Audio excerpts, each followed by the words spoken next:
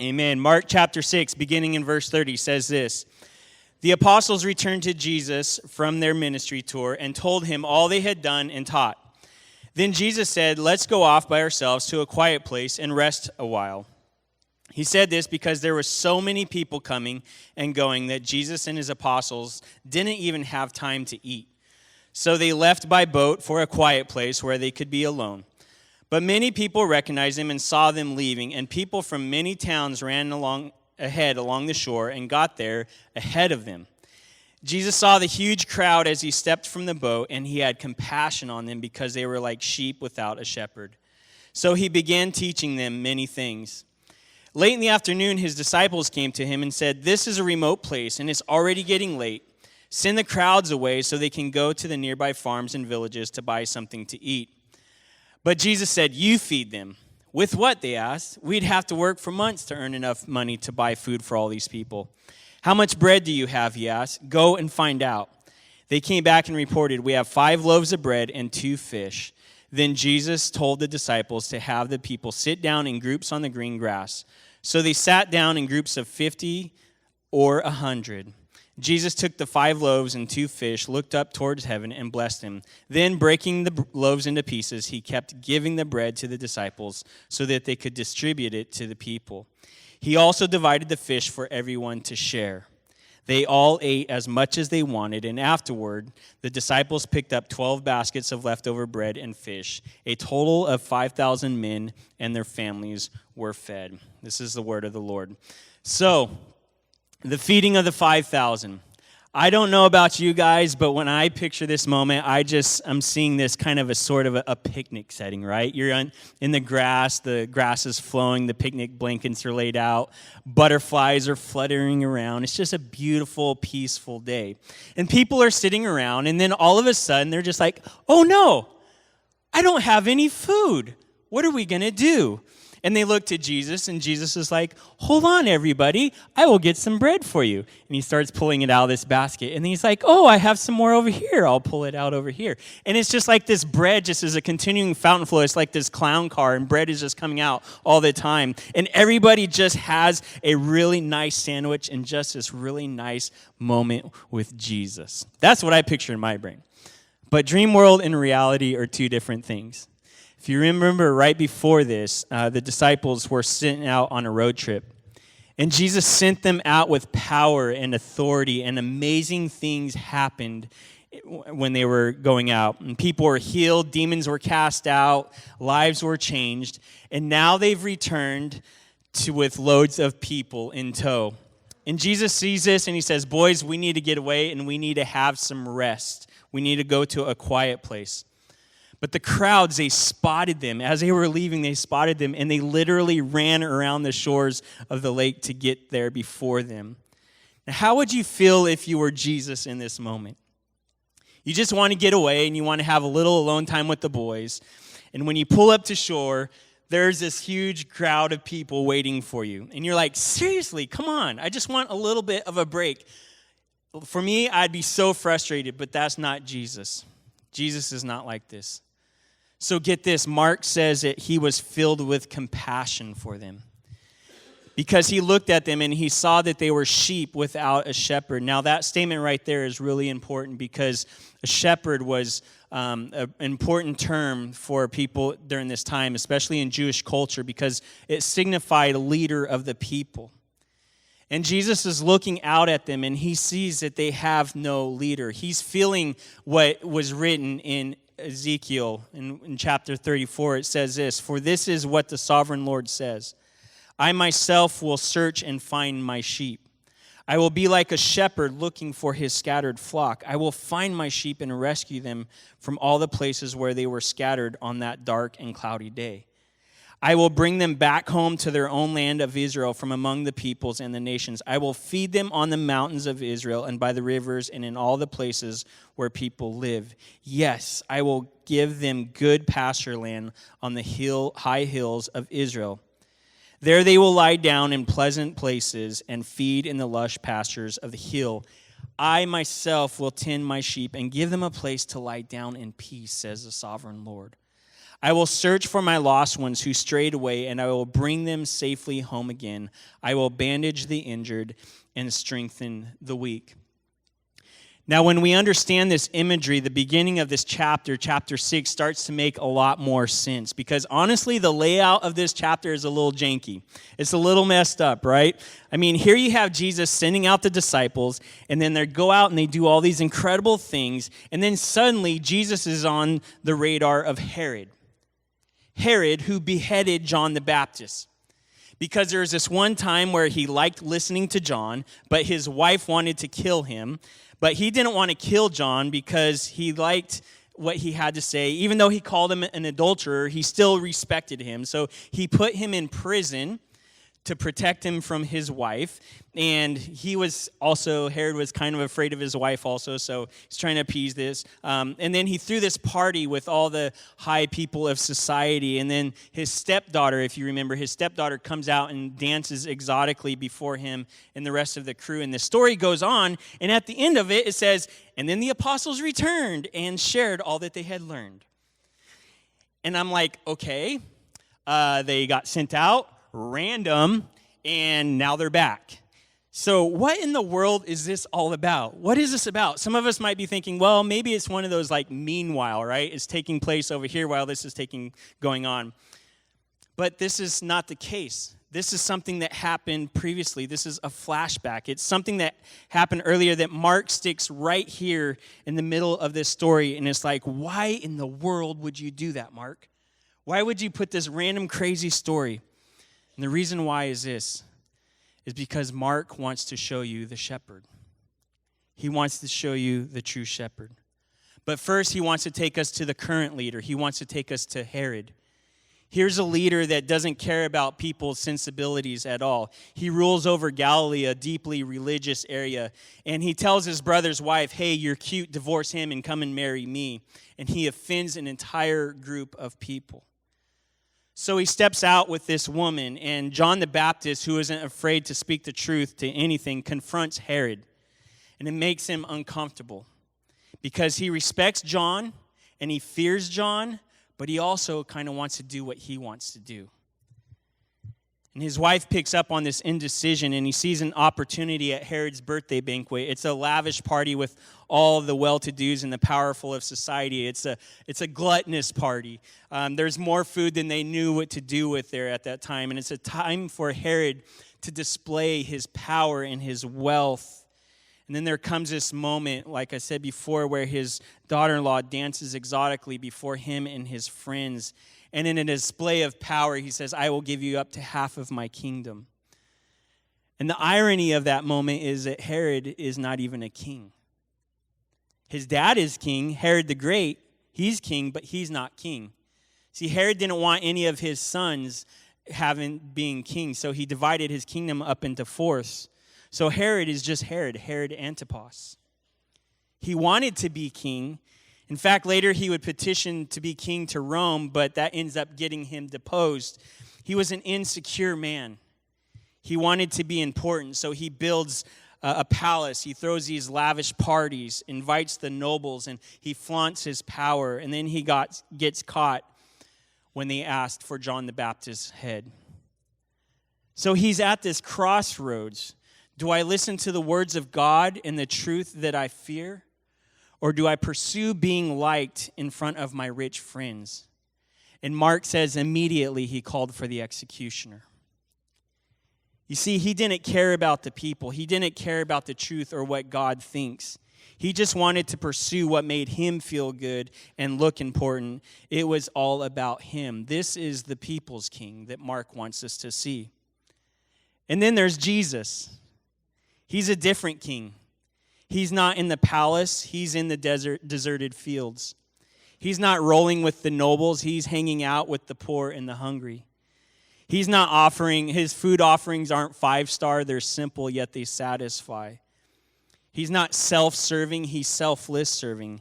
His party does not end with death. It ends with him handing out the bread of life. And while the tetrarch longed to be king, he was nothing more than a fake. And Jesus, who comes humbly, he's the true king. And this is the king that Mark wants us to see. This is Jesus, the servant king. He steps out and he steps into this moment, the feeding of the multitudes. Like I said earlier, this is a turning point in Mark's gospel, where he starts to pull the curtains back on the true identity of Jesus. He's not just a great prophet. He's not some deity just walking here on earth. He is, in fact, Jesus, the Messiah, the one who changes everything. Now, this might be one of those no duh, he's Jesus kind of statements, but in my opinion, Jesus was a Jedi master, all right? He was a Jedi master. Seriously, in this moment, not only does he show the people who he is, but he also schools the disciples on what following him is all about, all in one fell swoop. Some Jedi mind trick. Now, the lessons, they weren't just for the disciples. They're just as relevant for us today as his kingdom representatives. So here's what we can learn from this encounter in Jesus' life. 1, compassion is not a matter of convenience. 2, his supply comes through our inadequacies. And 3, he can do a lot with a little. So the first lesson is this, is that compassion is not a matter of convenience. So here's the scene. Mark says the disciples have just returned from their ministry tour. Now, on paper, that's a sentence, but in reality, this was probably 6 to 9 months of travel for them based on all the different places that they went. And chances are pretty high that their accommodations weren't 5-star. They're probably more like -1. And so they're returning, and they're right now at this time running on pure adrenaline from all that they had experienced and encountered. They're giddy as all get up because they had experienced firsthand, direct from the source, the supernatural power of God. And Jesus at this time, he's been going all out as well. He's been getting the boys acclimated to ministry life. He's healing people. He's casting out demons. He's navigating huge crowds. He's letting nature know who's boss.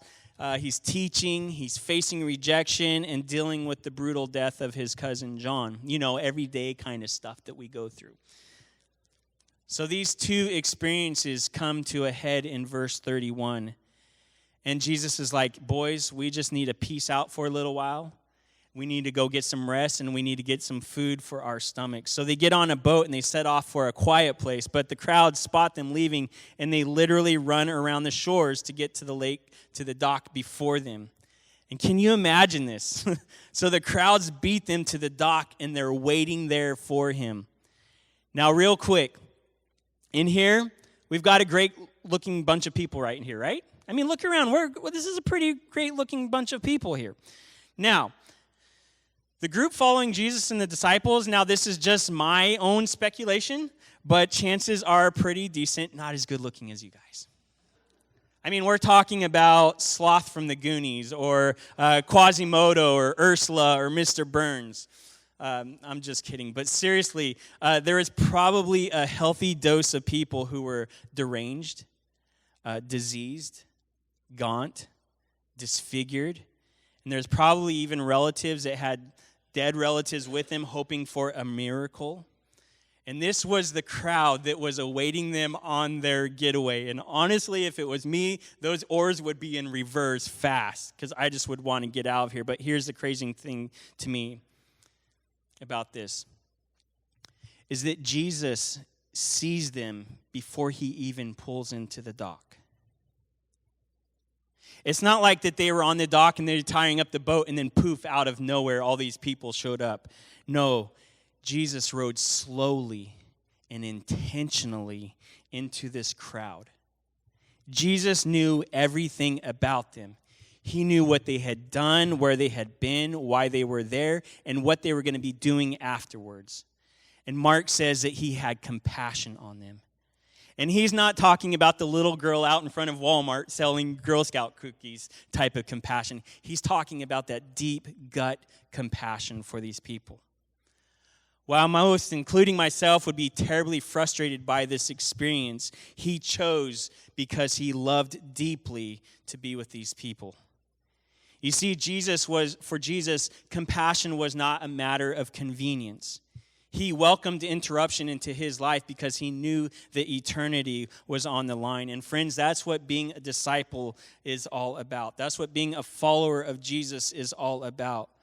Our hearts should be moved with compassion for all people. That's capital A, capital L, capital L.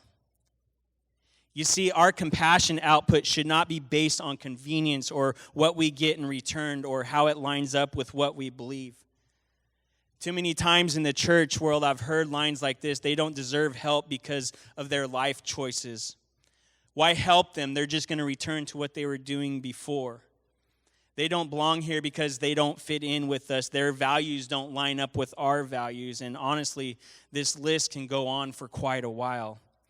But you know what?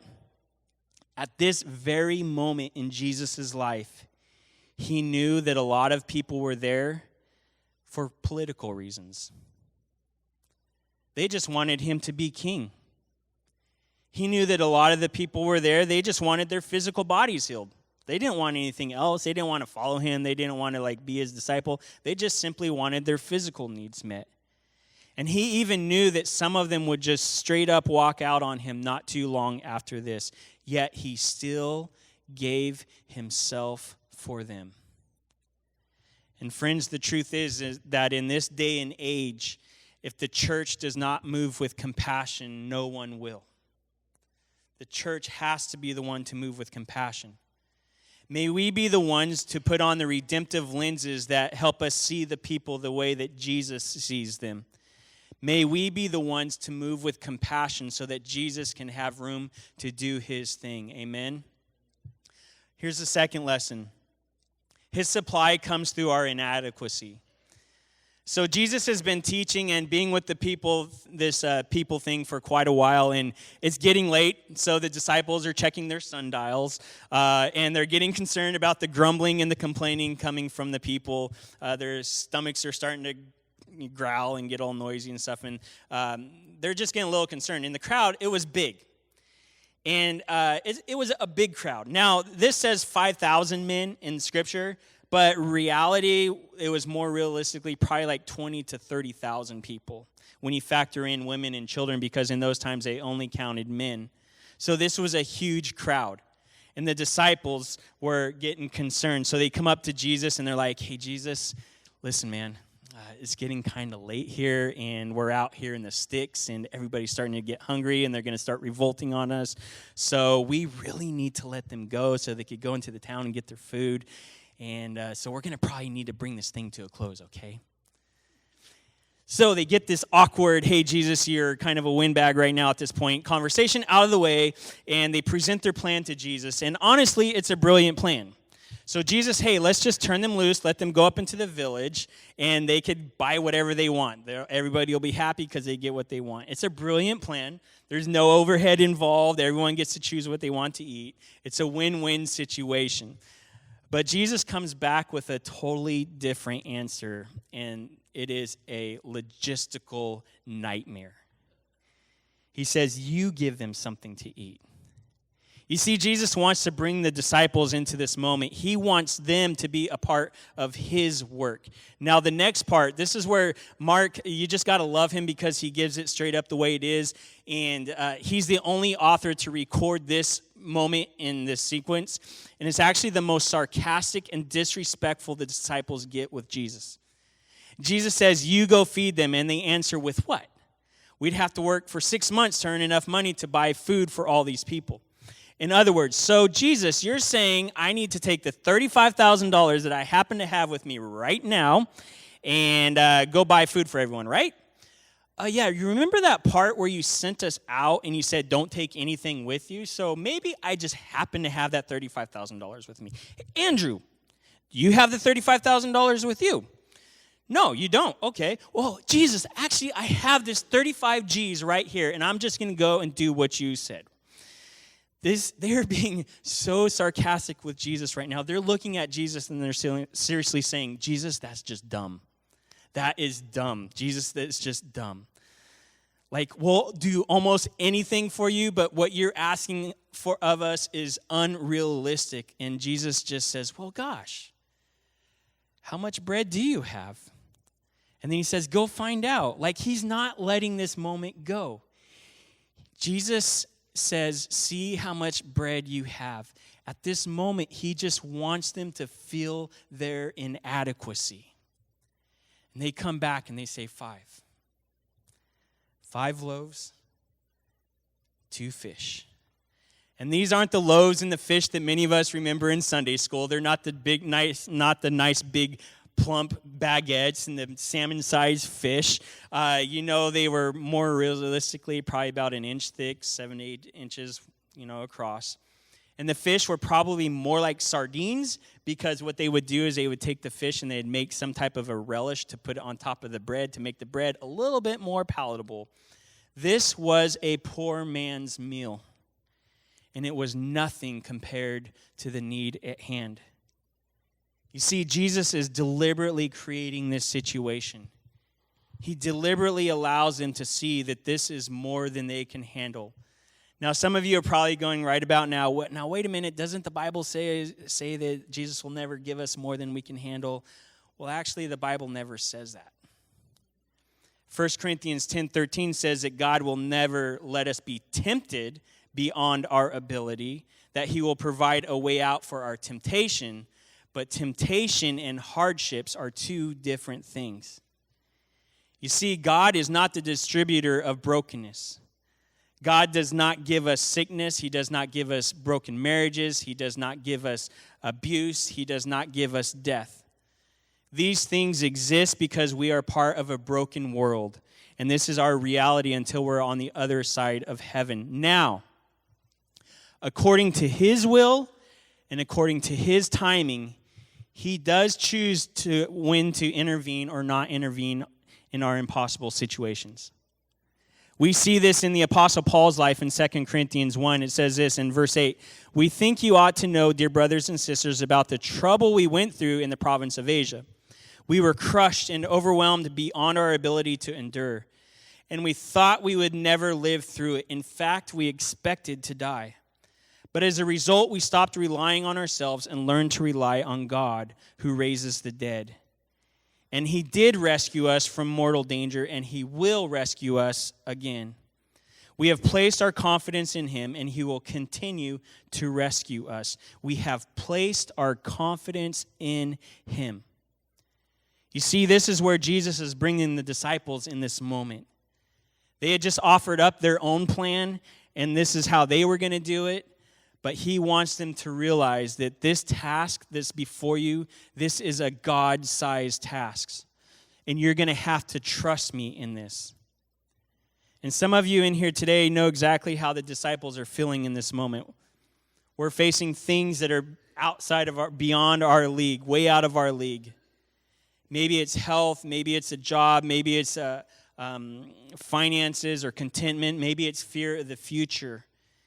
And in your own strength and in your own planning and your own efforts, you've tried to do it on your own, and now you're feeling just like the disciples standing before this massive crowd with 5 loaves and 2 fish. It's impossible. And friends, this morning, Jesus is saying, what do you have? What do you have? You see, he knows what you are facing in your life right now, and he knows that you feel like an ant in the middle of New York City, and he's just waiting for you to say, this is all I have. This is beyond me, because it's in that moment that he comes to you and he says, all right, I can work with that. I can work with that. The third lesson is this, is that he can do a lot with a little. He can do a lot with a little. Now, rest at ease. I'm not going to go on to into this big old long diatribe about parting way with your Benjamins, or some of us are Lincolns, because honestly, God doesn't need our resources. But I would not be honoring Mark's gospel if I failed to mention the obvious in this story. So a couple quick observations about this is, one, God wants to do more through you than you can imagine. He wants to do God-sized things through you. And he's looking for partners in his kingdom so that the world can see exactly what he is capable of. That he is the bread of life, that he is the hope in the middle of hopelessness, that he is the way when there seems to be no way, that he is the Redeemer of all things broken. You see, this miracle is taking place through the hands of the disciples. It's originating with Jesus, but it's actually being accomplished through the disciples. And that method did not stop with the disciples. It carries on with us today, his church. See, he wants to work through us. He's the originator of it, but he's working through us. And the second thing is this, is that we need to trust him because he's got our back. To be honest, the last part I've always just flew in this story, I've always just flew past it because I knew the people were going to get fed, but I put the brakes on this time around. And you know what? This is a really cool part of the story. In verse 42 and 43, that says, they all ate as much as they wanted. And afterwards, the disciples picked up 12 baskets of leftover bread and fish. You see, the disciples entered this day hungry, and they got roped into this whole thing with Jesus about teaching and healing and doing all the things with the people. And then they were the ones that distributed the food, if you caught that in this story. Now think about that for a minute. 20 to 30,000 people in groups of 50 to 100. Now on the low end, that's 200 groups of people. On the high end, that's 600 groups of people. That is a crazy amount of going back and forth. This wasn't a 20-minute experience for the disciples. It was an all-day event. And yet, at the end of the day, they had enough to eat. They went from zero to overflow in their life. And that right there tells me so much about Jesus. We can give him our resources. He's going to do great things with those resources. And at the end of the day, he's still going to take care of us. And I love that. And my encouragement for all of us today is simply this, is just to test God with your resources and just see what he can do with them. Now, some of you might be going, well, Mike, you don't understand. I just barely make it. I'm paycheck to paycheck, and things are really tight right now. There's no way I could give 10%, and so don't. But give him something. Start with something and trust and see what he can do with what you give. Now, here's the deal with giving. For me personally, it's never been a money thing. It's always been a trust thing. Because honestly, at the end of the day, when I choose to hold on to what I have because I'm afraid or because I can't or I don't want to, what I'm telling God is that I trust myself more than I trust you. And that's the same whether you have a lot or you have a little. It doesn't matter. It's all about trust. It's not about resources. And that's why I believe this last part of the story is so powerful, because somewhere along the lines, someone, John tells us it was a little boy, decided to trust and give all that he had. And out of that trust, not only did the people eat, but they ate until they were satisfied in their stomachs. They probably ate more that day than they had in a long time. And there were leftovers. Can you imagine being that little boy going to bed that night thinking, he did that through me? And that's the question we've got to ask ourselves. He can do that through me? He can change this community because of what I've given. He can change people's lives because I chose to trust him with what I have. Man, that'd be so cool to be able to go to bed like that. And friends, that's what he wants to do through all of us. And that's what this story is all about. We see the need. We acknowledge that we are nothing. We give what we have. And God is going to do God-sized things through us. Amen.